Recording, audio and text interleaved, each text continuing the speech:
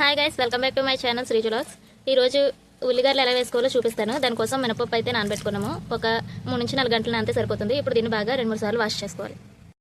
ఇప్పుడు పప్పు అయితే 3-4 సార్లు నీట్గా వాష్ చేసేసుకున్నాము. మరీ పొట్టు లేకుండా కాదు, పొట్టుతో వేసుకుంటే పప్పు వదిగిద్ది, అలా టేస్ట్ కూడా బాగుంటుంది. ఇప్పుడు మిక్సీ జార్లో వేసుకుని మిక్సీ అయితే పప్పు గట్టిగా పట్టుకోవాలి. పప్పు అయితే మిక్సీ గిన్నెలో వేసేసుకున్నాను. ఇప్పుడు మిక్సీ పట్టుకొని చూపిస్తాను.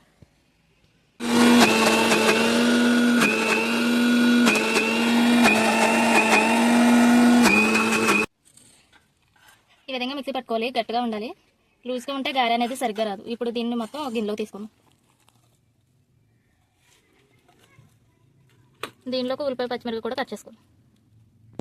ఆనియన్స్ అయితే కట్ చేసేసుకున్నాను. పచ్చిమిరపకాయలు కూడా కట్ చేసుకోండి.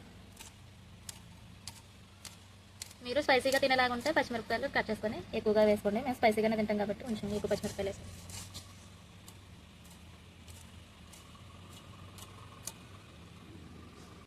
ఇందులో కట్ చేసుకున్న కరివేపాకు కూడా వేసుకోవాలి. మీ దగ్గర అల్లం ముక్కలు ఉంటే అల్లం ముక్కలు కూడా వేసుకోవచ్చు. సరిపడంత సాల్ట్, ఇవన్నీ వేసుకొని బాగా కలుపుకోవాలి.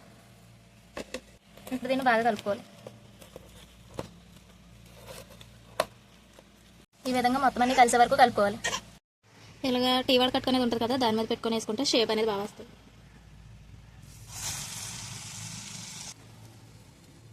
ఇలాగా ప్రతిదీ వేసుకోవాలి.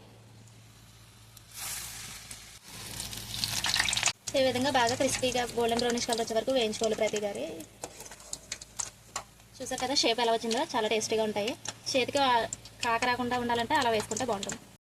ఈ విధంగా అన్ని గోల్డెన్ బ్రౌనిష్ కలర్ వచ్చే వరకు వేయించుకోవాలి. వేయించుకొని ఆయిల్ లేకుండా తీసేసుకోవాలి.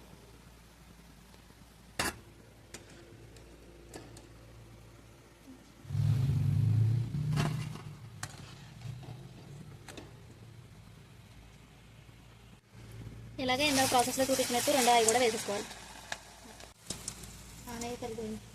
అది మన లాంగ్ తీస్తున్నాం. ఈ విధంగా మొత్తం ఫ్రై అయ్యే వరకు వేసుకుంటే మన యమ్మీ అండ్ టేస్టీ మినపప్పు ఉల్లిగడ్డలు అయితే రెడీ అయిపోతాయి. చూసారు కదా, మీరు కనుక మన వీడియోలు ఫస్ట్ టైం చూస్తున్నట్లయితే సబ్స్క్రైబ్ చేసుకోండి. అలాగే మన వీడియో నచ్చితే లైక్ చేయండి. Thank you for watching. Bye.